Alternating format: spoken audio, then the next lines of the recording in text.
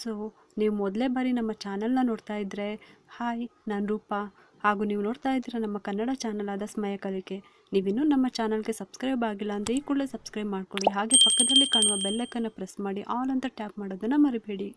ಈ ಒಂದು ಪೂಜೆ ವ್ರತ ನಡೀತಾ ಇದ್ರೂ ಕೂಡ ಕರಿದೇ ಇದ್ರೂ ಕೂಡ ಹೋಗಬೇಕು ಅಂತ ಹೇಳ್ತಾರೆ. ಈ ಒಂದು ಪೂಜೆಗೆ ಮಾತ್ರ. ಇದೇ ಏಪ್ರಿಲ್ 12ನೇ ತಾರೀಕು ಹುಣ್ಣಿಮೆ ಕೂಡ ಇದೆ. ಹುಣ್ಣಿಮೆ ದಿನ ಈ ಒಂದು ಪೂಜೆನ ಮಾಡ್ಕೊಳ್ಳೋದ್ರಿಂದ ಮನೆಯಲ್ಲಿ ಸರಳವಾಗಿ ಈ ಒಂದು ವ್ರತವನ್ನು ಮಾಡೋದ್ರಿಂದ ತುಂಬ ಅಂದರೆ ತುಂಬ ಒಳ್ಳೆ ಫಲಗಳೇ ನಮಗೆ ಸಿಗುತ್ತೆ. ಅದರಲ್ಲೂ ಈ ಒಂದು ವ್ರತದ ಪ್ರಸಾದ ಅಂತೂ ತುಂಬಾ ಶ್ರೇಷ್ಠ. ಒಂದೇ ಒಂಚೂರು ಈ ಪ್ರಸಾದ ಸಿಕ್ಕಿದ್ರೂ ಸಾಕು, ಅದನ್ನು ಕಣ್ಣಿಗೆ ಹೊತ್ಕೊಂಡು ತಿನ್ನಬೇಕು. ಅಷ್ಟು ಪವಿತ್ರವಾದ ಪ್ರಸಾದ ಇದು. ಯಾರೇ ನಮಗೆ ಈ ಪ್ರಸಾದವನ್ನು ಕೊಟ್ಟರು ಕೂಡ ಬೇಡ ಅಂತ ಮಾತ್ರ ಹೇಳಲೇಬಾರ್ದು. ಹಾಗೆ ಈ ಪ್ರಸಾದವನ್ನು ಎಲ್ಲೂ ಕೂಡ ಚೆಲ್ಲಬಾರ್ದು ಮತ್ತು ಬಿಸಾಕಬಾರ್ದು, ವೇಸ್ಟ್ ಮಾಡಬಾರ್ದು ಈ ಪ್ರಸಾದವನ್ನು. ಇವತ್ತಿನ ವಿಡಿಯೋದಲ್ಲಿ ಪ್ರತಿ ಸಲ ಕೂಡ ಹುಣ್ಣಿಮೆ ಪೂಜೆ ಬಗ್ಗೆ ತಿಳ್ಕೊತಾ ಇದ್ವಿ. ಇವತ್ತು ಈ ಹುಣ್ಣಿಮೆ ದಿನ ಮಾಡುವ ಸತ್ಯನಾರಾಯಣ ಸ್ವಾಮಿ ಪೂಜೆ ಮಾಡುವ ವಿಧಾನದ ಬಗ್ಗೆ ತಿಳ್ಕೊಳ್ಳೋಣ. ಪ್ರತಿ ತಿಂಗಳು ಹುಣ್ಣಿಮೆಗೆ ಸತ್ಯನಾರಾಯಣ ಸ್ವಾಮಿ ಪೂಜೆನ ಮಾಡಲಾಗುತ್ತೆ. ಕೆಲವರು ಮನೆಗಳಲ್ಲಿ ಮಾಡಿಸ್ತಾರೆ, ಕೆಲವರು ದೇವಸ್ಥಾನದಲ್ಲಿ ಮಾಡಿಸ್ತಾರೆ. ಸಾಮೂಹಿಕವಾಗಿ ಮಾಡೋ ಕಡೆ ಅವರು ಕೂಡ ಸೇರಿಕೊಂಡು ಮಾಡಿಸ್ತಾರೆ. ಇನ್ನು ಸತ್ಯನಾರಾಯಣ ಸ್ವಾಮಿ ಪೂಜೆಗೆ ತುಂಬಾ ಮಹತ್ವ ಇದೆ. ಗೃಹ ಪ್ರವೇಶ, ಮದುವೆ, ಮುಂಜಿ, ನಾಮಕರಣ, ನಿಶ್ಚಿತಾರ್ಥ ಹೀಗೆ ಯಾವುದೇ ಪೂಜೆ ಇದ್ದರೂ ಆ ಶುಭ ಸಮಾರಂಭದಲ್ಲಿ ಸತ್ಯನಾರಾಯಣ ಸ್ವಾಮಿ ಪೂಜೆನ ಮಾಡಲಾಗುತ್ತೆ. ಸತ್ಯನಾರಾಯಣ ಪೂಜೆಯನ್ನು ಮಾಡಿಸೋದ್ರಿಂದ ಮನೆಯಲ್ಲಿ ಧನಾತ್ಮಕ ಶಕ್ತಿ ಹೆಚ್ಚಾಗುತ್ತೆ. ಅಲ್ಲದೆ ನವಜೋಡಿಗಳಿಗೂ ಕೂಡ ಶುಭ ಆಗುತ್ತೆ ಅನ್ನೋ ನಂಬಿಕೆ ನಮ್ಮಲ್ಲಿದೆ. ಈ ಒಂದು ನಂಬಿಕೆಯಿಂದ ವ್ರತವನ್ನು ನಿಷ್ಠೆಯಿಂದ ಉಪವಾಸವಿದ್ದು ಆಚರಣೆ ಮಾಡ್ತಾರೆ. ಹೀಗೆ ಮಾಡೋದ್ರಿಂದ ಮನೆಗೆ ಒಳ್ಳೆಯದಾಗುತ್ತೆ ಅನ್ನೋ ನಂಬಿಕೆ. ಹೊಸ ಮನೆ ಗೃಹ ಪ್ರವೇಶಕ್ಕೂ ಕೂಡ ಆ ಸಂದರ್ಭದಲ್ಲೂ ಕೂಡ ಸತ್ಯನಾರಾಯಣ ಸ್ವಾಮಿಯ ಪೂಜೆಯನ್ನು ಮಾಡಲಾಗುತ್ತೆ. ಅಥವಾ ವರ್ಷಕ್ಕೆ ಒಂದ್ಸಲ ಆದ್ರೂ ಪುರೋಹಿತರನ್ನು ಕರೆಸ್ಬಿಟ್ಟು ಶಾಸ್ತ್ರಬದ್ಧವಾಗಿ ನಾವು ಈ ಒಂದು ಸತ್ಯನಾರಾಯಣ ಸ್ವಾಮಿ ವ್ರತವನ್ನು ಮಾಡಿಸೋದು ತುಂಬಾ ಒಳ್ಳೆಯದು. ನಾನು ಕೂಡ ಅಷ್ಟೇ, ಪ್ರತಿ ವರ್ಷಕ್ಕೊಮ್ಮೆ ಪುರೋಹಿತರನ್ನು ಕರೆಸಿ ಈ ವ್ರತವನ್ನು ಆಚರಣೆ ಮಾಡ್ತೀನಿ. ಈ ಒಂದು ವಿಡಿಯೋ ಲಿಂಕ್ನ ಅಂದರೆ ಸತ್ಯನಾರಾಯಣ ಸ್ವಾಮಿ ವ್ರತ ಮಾಡಿರೋ ವಿಡಿಯೋ ಲಿಂಕ್ನ ಕೂಡ ಇದೇ ಡಿಸ್ಕ್ರಿಪ್ಷನ್ ಬಾಕ್ಸ್ನಲ್ಲಿ ಕೊಟ್ಟಿರ್ತೀನಿ, ಒಂದ್ಸಲಿ ನೋಡಿ. ಇನ್ನು ಮನೆಯಲ್ಲೇ ಪುರೋಹಿತರನ್ನ ಕರೆದ್ಬಿಟ್ಟು ಸತ್ಯನಾರಾಯಣ ಸ್ವಾಮಿ ಪೂಜೆನ ಮಾಡ್ಕೊಳ್ಳೋದಕ್ಕೆ ಆಗಲ್ಲ ಅನ್ನೋರು, ಸಾಧ್ಯ ಆಗಲ್ಲ ಅನ್ನೋರು, ಅಥವಾ ನಾವು ಅಂದ್ಕೊಂಡಿರುವ ಕೆಲಸ ಕೈಗೂಡೋವರೆಗೂ ಮನೆಯಲ್ಲಿ ಸರಳವಾಗಿ ನಾವೇ ಮಾಡ್ಕೋಬೋದಾ ಅಂದರೆ ಖಂಡಿತವಾಗ್ಲೂ ಮಾಡ್ಕೋಬೋದು. ಒಂದು ಸಲ ನಮ್ಮ ಮನಸ್ಸಿನಲ್ಲಿ ನಾನು ಈ ಒಂದು ವ್ರತವನ್ನು ಮಾಡಬೇಕು ಅಂದ್ಕೊಂಡಿದ್ದ ತಕ್ಷಣವೇ ಅದು ಸಂಕಲ್ಪ ಮಾಡಿದಂಗೆ ಲೆಕ್ಕ ಬರುತ್ತೆ. ಭಗವಂತ ಅಲ್ಲಿವರೆಗೂ ಕೂಡ ಅಂದರೆ ನಾವು ಕ್ಷಣದಲ್ಲಿ ಅನ್ಕೊತೀವೋ ಆ ಕ್ಷಣದಿಂದಲೇ ಆ ಮನೆ ಬಾಗಿಲ ಹತ್ರನೇ ಕಾಯ್ತಾ ಇರ್ತಾರಂತೆ. ಇದಕ್ಕೋಸ್ಕರನೇ ಸರಳವಾಗಿ ಮಂತ್ರ ಸಹಿತವಾಗಿ ಯಾವ ರೀತಿ ಮನೆಯಲ್ಲಿ ಹುಣ್ಣಿಮೆ ದಿನ ಸತ್ಯನಾರಾಯಣ ಸ್ವಾಮಿ ವ್ರತವನ್ನು ಮಾಡ್ಕೋಬೋದು ಅಂತ ಅನ್ನೋವಂಥ ಪೂಜಾ ವಿಧಾನನ ತಿಳ್ಕೊಳ್ಳೋಣ ಇವತ್ತಿನ ವಿಡಿಯೋದಲ್ಲಿ.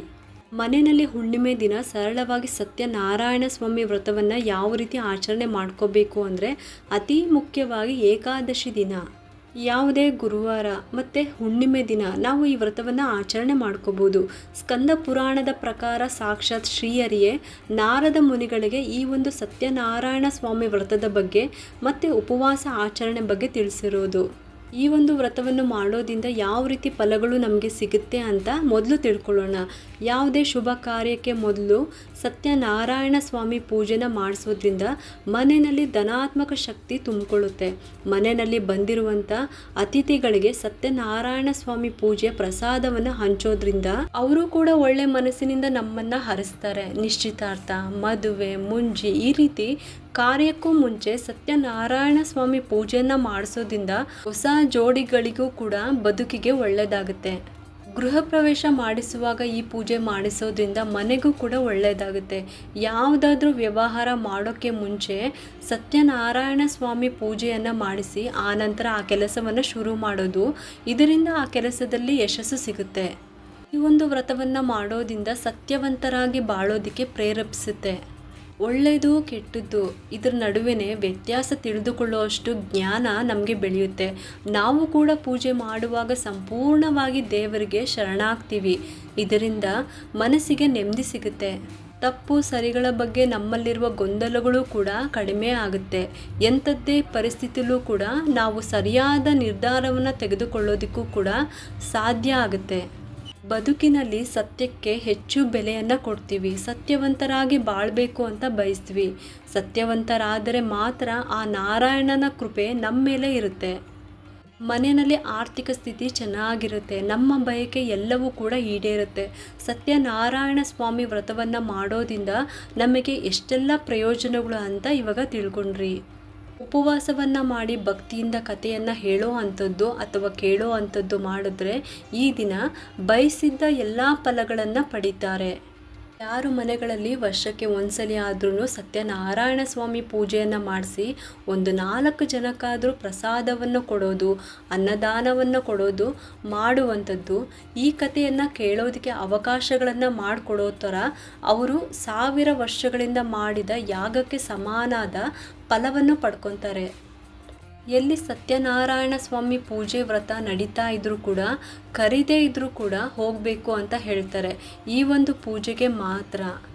ಎಲ್ಲಿ ಈ ಒಂದು ಪೂಜೆ ನಡೀತಾ ಇದ್ರೂ ಕೂಡ ಹೋಗ್ಬಿಟ್ಟು ಕುತ್ಕೊಂಡು ಕೇಳಬೇಕು. ಮೊದಲಿನಿಂದ ಪೂಜೆಗೆ ನಾವು ಭಾಗವಹಿಸೋದಕ್ಕೆ ಆಗಲ್ಲ ಅಂದರೂ ಕೂಡ ಕೊನೆಯಲ್ಲಿ ಕತೆಗಳನ್ನಾದರೂ ಕೇಳಬೇಕು. 5 ಕತೆಗಳನ್ನು ಕೇಳಬೇಕು ಅಥವಾ ಕತೆ ಪ್ರಾರಂಭ ಆಗೋಕ್ಕಿಂತ ಮುಂಚೆನೇ ಎದ್ದು ಬಂದುಬಿಡಬೇಕು. ಕತೆ ಪ್ರಾರಂಭ ಆದ ನಂತರ ಯಾವುದೇ ಕಾರಣಕ್ಕೂ ಅರ್ಧದಲ್ಲಿ ಎದ್ದು ಬರಬಾರ್ದು.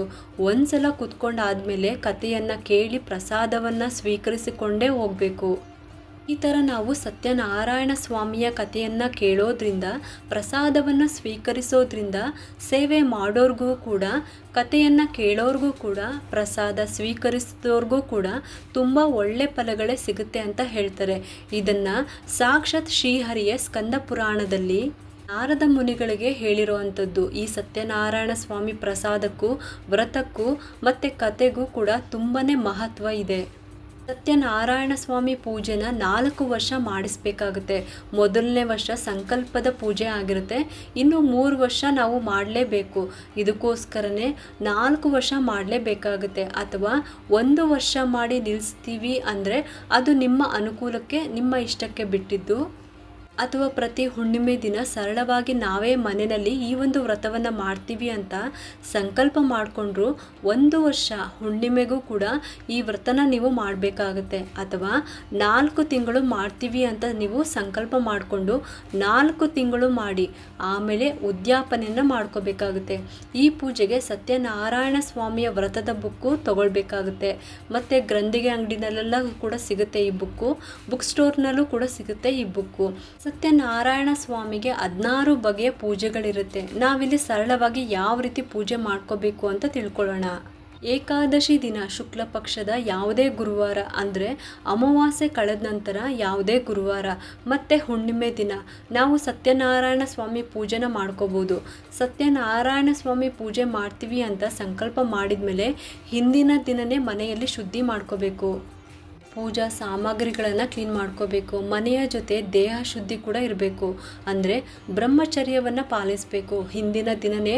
ಆ ನಂತರ ನಾವು ಯಾವ ದಿನ ಪೂಜೆ ಮಾಡ್ತೀವೋ ಆ ದಿನ ಉಪವಾಸ ಕೂಡ ಇರಬೇಕಾಗುತ್ತೆ. ಪೂಜೆಗಾಗಿ 5 ಬಗೆಯ ಹಣ್ಣುಗಳು, 5 ಬಗೆಯ ಹೂಗಳು, 5 ಬಗೆಯ ಪತ್ರೆಗಳು, ಬಿಲ್ಪತ್ರೆ, ತುಳಸಿ, ಕಾಮಕಸ್ತೂರಿ, ದವನ, ಮರುಗ ಮತ್ತು ಹೊಸದಾಗಿ ಅಕ್ಷತೆಯನ್ನು ಮಾಡಿ ಇಟ್ಕೋಬೇಕು.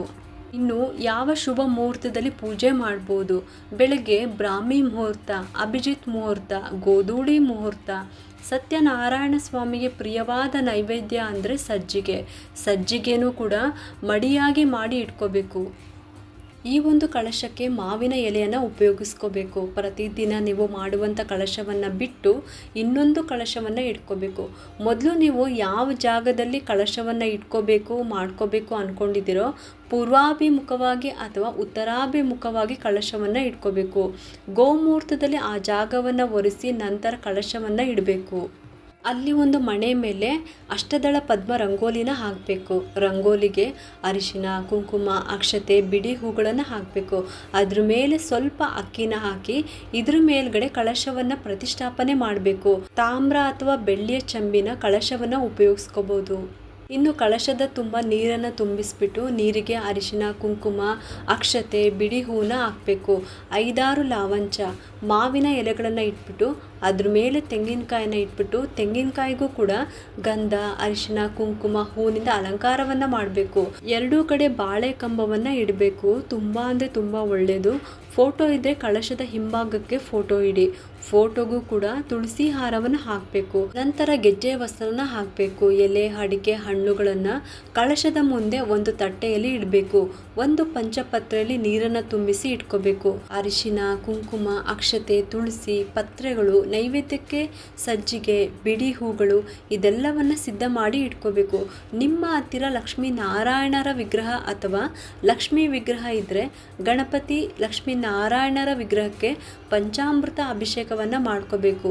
ಅಂದರೆ ಒಂದು ಗ್ಲಾಸ್ ಹಾಲಿಗೆ ಡ್ರೈ ಫ್ರೂಟ್ಸು, ಹಣ್ಣುಗಳು, ಜೇನುತುಪ್ಪ, ತುಪ್ಪ, ಮೊಸರು, ಸಕ್ಕರೆ, ಹಾಲು, ಮೊಸರು ಈ ಥರ 5 ಪದಾರ್ಥಗಳನ್ನು ಸೇರಿಸಿ ಪಂಚಾಮೃತ ಅಭಿಷೇಕವನ್ನು ಮಾಡ್ಕೋಬೇಕು. ಅದಾದ ನಂತರ ವಿಗ್ರಹಗಳನ್ನು ಶುದ್ಧಿ ಮಾಡಿ ವಿಗ್ರಹಗಳಿಗೂ ಕೂಡ ಗಂಧ, ಅರಿಶಿನ, ಕುಂಕುಮ ಎಲ್ಲವನ್ನೂ ಇಟ್ಟು ಹೂ ಇಟ್ಟು ಅಲಂಕಾರ ಮಾಡಿ ಕಳಶದ ಮುಂಭಾಗದಲ್ಲಿ ಗಣಪತಿನ ಪ್ರತಿಷ್ಠಾಪನೆ ಮಾಡಬೇಕು. ಇನ್ನು ಗಣಪತಿ ವಿಗ್ರಹದ ಪಕ್ಕದಲ್ಲೇ ಲಕ್ಷ್ಮಿಯ ವಿಗ್ರಹವನ್ನು ಇಟ್ಕೋಬಹುದು. ಗಣಪತಿಗೆ ಗರಿಕೆ, ಲಕ್ಷ್ಮಿಗೆ ಕೆಂಪು ಹೂನ ಇಟ್ಟು ಅಲಂಕಾರ ಮಾಡಬೇಕು.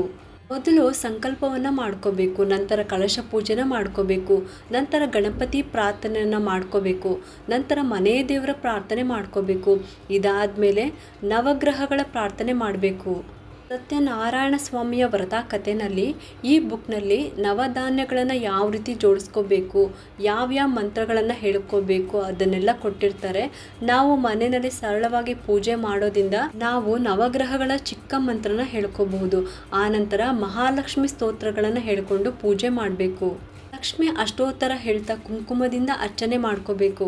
ನಂತರ ಬಿಡಿ ಹೂವಿನಿಂದ ಸತ್ಯನಾರಾಯಣ ಸ್ವಾಮಿಯ ಮಂತ್ರ ಸ್ತೋತ್ರಗಳನ್ನು ಹೇಳ್ತಾ ಅಷ್ಟೋತ್ತರವನ್ನು ಮಾಡ್ಕೋಬೇಕು. ಅಷ್ಟೋತ್ತರವನ್ನು ಹೇಳುವಾಗ ಬಿಡಿ ಹೂಗಳು, ಪತ್ರೆಗಳನ್ನು ಉಪಯೋಗಿಸ್ಕೋಬೇಕು. ಅಷ್ಟೋತ್ತರ ಹೇಳಿದ ಮೇಲೆ ನೈವೇದ್ಯವನ್ನು ಸಮರ್ಪಣೆ ಮಾಡಬೇಕು. ಜೋರಾಗಿ ಘಂಟಾನಾದವನ್ನು ಮಾಡ್ತಾ ಆರತಿ ಮಾಡಬೇಕು. ಮೊದಲು ತುಪ್ಪದ ಆರತಿಯಿಂದ ಮಹಾಲಕ್ಷ್ಮಿಗೆ ಆರತಿ ಮಾಡಿ ಆನಂತರ ಸತ್ಯನಾರಾಯಣ ಸ್ವಾಮಿ ಮಂತ್ರ ಸ್ತೋತ್ರವನ್ನು ಹೇಳಿಕೊಂಡು ಬಿಡಿ ಹೂವಿನಿಂದ ಅಷ್ಟೋತ್ತರ ಮಾಡಿ ಅದಾದಮೇಲೆ ತುಪ್ಪದ ಬತ್ತಿಗಳನ್ನು ಇಟ್ಕೊಂಡು ಆರತಿಯನ್ನು ಮಾಡಬೇಕು. ನೈವೇದ್ಯವನ್ನು ಸಮರ್ಪಣೆ ಮಾಡಬೇಕು. ಇದಾದ ನಂತರ ಕಥೆಯನ್ನು ಓದೋದಕ್ಕೆ ಶುರು ಮಾಡಬೇಕು. ಪುರೋಹಿತರು ಸತ್ಯನಾರಾಯಣ ಸ್ವಾಮಿಯ ವ್ರತ ಕಥೆನ ಓದುವಾಗ ಒಂದೊಂದು ಅಧ್ಯಾಯ ಓದಿದ ನಂತರ ಆರತಿಯನ್ನು ಮಾಡ್ತಾರೆ. ಅದೇ ಥರನೇ 5 ಅಧ್ಯಾಯ ಅಂದರೆ ಒಂದೊಂದು ಅಧ್ಯಾಯ ಓದಿದ ಮೇಲೆ ನೀವು ಕೂಡ ತುಪ್ಪದ ಆರತಿನ ಮಾಡಿಕೊಂಡು ಕೊನೆಯಲ್ಲಿ 5ನೇ ಅಧ್ಯಾಯ ಓದಿದ ನಂತರ ತೆಂಗಿನಕಾಯಿನ ಒಡೆದು ಪೂಜೆನ ಮಾಡಿ ತುಪ್ಪದ ಆರತಿನ ಬೆಳಗಿ ಮಹಾಮಂಗಳಾರತಿನ ಮಾಡ್ಕೋಬಹುದು. ಈ ರೀತಿ ಮಹಾಮಂಗಳಾರತಿ ಆದ ನಂತರ ಮತ್ತೆ ಕೂತ್ಕೊಂಡು ಕೈಯಲ್ಲಿ ಹೂ ಅಕ್ಷತೆಯನ್ನು ಇಟ್ಕೊಂಡ್ಬಿಟ್ಟು ದೇವರನ್ನ ಪ್ರಾರ್ಥನೆ ಮಾಡ್ಕೊಳ್ಳಿ. ನಾನು ಓದಿರುವಂಥ ಸ್ತೋತ್ರದಲ್ಲೇ ಆಗಲಿ ಅಥವಾ ಮಂತ್ರದಲ್ಲೇ ಆಗಿರಲಿ ಏನಾದರೂ ಉಚ್ಚಾರಣೆ ಮಾಡುವ ಸ್ತೋತ್ರದಲ್ಲಿ ಏನಾದರೂ ತಪ್ಪಿದರೆ ಕ್ಷಮಿಸಿ, ಯಾವುದೇ ರೀತಿಯ ದೋಷಗಳು ಬರದೇ ಇರಲಿ ಅಂತ ಹೇಳಿಕೊಂಡು ನಮ್ಮ ಕೈಯಲ್ಲಿ ಇಟ್ಕೊಂಡಿರೋ ಹೂ ಅಕ್ಷತೆಯನ್ನು ಒಗ್ಗರಣೆಯಿಂದ ನೀರನ್ನು ತಗೊಂಡು ತಟ್ಟೆ ಮೇಲೆ ಬಿಡಬೇಕು. ಆಗ ಕೃಷ್ಣಾರ್ಪಣ ಮಸ್ತು ಅಂತ ಹೇಳಬೇಕು. ಆಗ ನಮ್ಮ ಪೂಜೆ ಭಗವಂತನಿಗೆ ತಲುಪುತ್ತೆ. ನಂತರ ನೈವೇದ್ಯ ಮಾಡಿರುವ ಪ್ರಸಾದವನ್ನು ತಗೋಬೇಕು. ಅದನ್ನು ಮನೆಯಲ್ಲಿ ಉಳಿದಿರುವ ಪ್ರಸಾದದ ಜೊತೆ ಮಿಕ್ಸ್ ಮಾಡಿ ನೀವು ಯಾರನ್ನಾದರೂ ಪೂಜೆಗೆ ಕರೆದಿದ್ದರೆ ಅಥವಾ ನಿಮ್ಮ ಅಕ್ಕಪಕ್ಕದವ್ರನ್ನ ಕರೆದಿದ್ದರೆ ಅವ್ರಿಗೂ ಕೂಡ ಕೊಟ್ಬಿಟ್ಟು ಮನೆಯವರೆಲ್ಲ ತಗೋಬೇಕು. ನಂತರ ನಿಮ್ಮ ಉಪವಾಸವನ್ನು ಬಿಡ್ಬೋದು. ಈ ದಿನ ಈರುಳ್ಳಿ, ಬೆಳ್ಳುಳ್ಳಿ ಬಳಸದ ಆಹಾರನ ತಗೊಳ್ಳಿ. ಮನೇಲೂ ಕೂಡ ಮಾಡದೇ ಇದ್ದರೆ ಒಳ್ಳೆಯದು. ಕೆಲವರು ಆ ದಿನ ಪೂರ್ತಿ ಉಪವಾಸವನ್ನು ಮಾಡ್ತೀರಾ ಅಂದರೆ ಒಳ್ಳೆಯದು. ಮಲಗುವಾಗ ಹಾಲು, ಹಣ್ಣು ತಿಂದು ದೇವರಿಗೆ ನೈವೇದ್ಯ ಮಾಡಿರುವ ಪ್ರಸಾದವನ್ನು ತಗೋಬೋದು. ರಾತ್ರಿಗೆ 8 ಗಂಟೆ ನಂತರ ಕಳಶ ವಿಸರ್ಜನೆ ಮಾಡ್ಬೋದು. ಬಲಭಾಗದಿಂದ ಹೂಗಳನ್ನು ತೆಗೆದು ಕಳಶವನ್ನು ಕದಲಿಸಿ ಮಾರನೇ ದಿನ ವಿಸರ್ಜನೆ ಮಾಡ್ಬೋದು ಅಥವಾ ಆ ದಿನ ರಾತ್ರಿನೇ ವಿಸರ್ಜನೆ ಮಾಡ್ಬೋದು. ಆ ಕಳಶದ ನೀರನ್ನು ಮನೆಯಲ್ಲೆಲ್ಲ ಪ್ರೋಕ್ಷಣೆ ಮಾಡಿ ತಲೆ ಮೇಲೆ ಕೂಡ ಹಾಕ್ಕೊಂಡು ಪ್ರೋಕ್ಷಣೆ ಮಾಡ್ಕೊಳ್ಳಿ. ಉಳಿದ ನೀರನ್ನು ಮಾರನೇ ದಿನ ಎಲ್ಲ ಗಿಡಗಳಿಗೂ ಕೂಡ ಹಾಕ್ಬೋದು. ಇದಿಷ್ಟು ಕೂಡ ಸರಳವಾದಂಥ ಮನೆಯಲ್ಲೇ ಮಾಡುವಂಥ ಶ್ರೀ ಸತ್ಯನಾರಾಯಣ ಸ್ವಾಮಿಯ ವ್ರತದ ವಿಧಾನ. ಇದೇ ಏಪ್ರಿಲ್ 12ನೇ ತಾರೀಕು ಹುಣ್ಣಿಮೆ ಕೂಡ ಇದೆ. ಯಾರೆಲ್ಲ ಸತ್ಯನಾರಾಯಣ ಸ್ವಾಮಿ ಪೂಜೆನ ಮಾಡ್ಕೋಬೇಕು ಅಂತ ಅಂದ್ಕೊಂಡಿದ್ದೀರೋ ಸರಳವಾಗಿ ಈ ರೀತಿನ ಪೂಜೆನ ಮಾಡ್ಕೋಬೋದು. ಅದೇ ದಿನ ಶನಿವಾರ, ಅದೇ ದಿನ ಹನುಮ ಜಯಂತಿ, ಅದೇ ದಿನವೇ ಹುಣ್ಣಿಮೆ ಕೂಡ ಇದೆ. ಈ 3 ಕೂಡ ಒಂದೇ ದಿನವೇ ಬಂದಿದೆ. ಅದು ಕೂಡ ವಿಷ್ಣುವಿನ ವಾರ, ಹಾಗೆ ಆಂಜನೇಯನ ವಾರ. ವರ್ಷ ತುಂಬ ಅಂದರೆ ತುಂಬ ಒಳ್ಳೆ ದಿನನೇ ಬಂದಿರೋದು. ದಯವಿಟ್ಟು ಯಾರೂ ಕೂಡ ಮಿಸ್ ಮಾಡ್ಕೊಳ್ಳೋದಕ್ಕೆ ಹೋಗಬೇಡಿ. ಈ ವ್ರತವನ್ನು ಆಚರಣೆ ಮಾಡಿ. ಈ ಒಂದು ಹುಣ್ಣಿಮೆ ದಿನ ಮತ್ತು ಸತ್ಯನಾರಾಯಣ ವ್ರತನ ಮಾಡೋರು ಪೂರ್ತಿ ದಿನ ಉಪವಾಸ ಇರಬೇಕು ಅಂತ ಏನೂ ಇಲ್ಲ. ನೀವು ಪೂಜೆ ಆಗೋವರೆಗೂ ಉಪವಾಸ ಇದ್ದರೆ ಸಾಕು, ಆಮೇಲೆ ಏನು ಬೇಕಾದ್ರೂ ತಿನ್ಕೋಬೋದು. ಆದರೆ ಈರುಳ್ಳಿ ಬೆಳ್ಳುಳ್ಳಿ ಹಾಕ್ತಾ ಇರೋಂಥ ಆಹಾರನ ತಿಂದರೆ ಒಳ್ಳೆಯದು. ಈ ಒಂದು ಸತ್ಯನಾರಾಯಣ ಸ್ವಾಮಿ ವ್ರತವನ್ನು ಇದೇ ಹುಣ್ಣಿಮೆ ದಿನ ಆದರೂ ಮಾಡ್ಕೋಬೋದು ಅಥವಾ ಪ್ರತಿ ಗುರುವಾರ ಆದರೂ ಮಾಡ್ಕೋಬೋದು. ಇಷ್ಟು ವಾರ ಮಾಡ್ತೀನಿ ಅಂತ ನೀವು ಸಂಕಲ್ಪ ಮಾಡ್ಕೊಂಬಿಟ್ಟು ಈ ವ್ರತವನ್ನು ಆಚರಣೆ ಮಾಡ್ಕೋಬೋದು. ಇದಿಷ್ಟು ಕೂಡ ಇದೇ ಏಪ್ರಿಲ್ 12ನೇ ತಾರೀಕು ಹುಣ್ಣಿಮೆ ಕೂಡ ಇದೆ. ಆ ದಿನ ಸತ್ಯನಾರಾಯಣ ಪೂಜೆನ ಮಾಡ್ಕೋಬೋದು. ನಿಮಗೆ ಈ ಒಂದು ಉಪಯುಕ್ತ ಸಂದೇಶ ಇಷ್ಟ ಆಗಿದೆ ಅಂತ ನಾನು ಭಾವಿಸ್ತಾ ಇದ್ದೀನಿ. ಮತ್ತ್ಯಾಕೆ ತಡ, ಈ ವಿಡಿಯೋ ಇಷ್ಟ ಆಗಿದ್ದರೆ ಒಂದು ಲೈಕ್ ಮಾಡಿ, ಶೇರ್ ಮಾಡಿ ಮತ್ತು ಸಬ್ಸ್ಕ್ರೈಬ್ ಮಾಡಲು ಮರಿಬೇಡಿ. ಏಕೆಂದರೆ ನೀವು ಮಾಡೋ ಒಂದು ಸಬ್ಸ್ಕ್ರೈಬಿಂದ ನಮ್ಮಂತಹ ಸಣ್ಣ ಸಣ್ಣ ಚಾನಲ್ಸ್ಗೆ ಒಂದು ಸಪೋರ್ಟ್ ಮಾಡ್ದಂಗೆ ಆಗುತ್ತೆ. ಮತ್ತೆ ಸಿಗ್ತೀನಿ ಮುಂದಿನ ಹೊಸ ವಿಡಿಯೋದೊಂದಿಗೆ ಅಂತ ಹೇಳುತ್ತಾ ಈ ವಿಡಿಯೋನ ಮುಗಿಸ್ತಾ ಇದ್ದೀನಿ. ಓಂ ಶ್ರೀಂ ಸತ್ಯನಾರಾಯಣ ಸ್ವಾಮಿಯೇ ನಮಃ.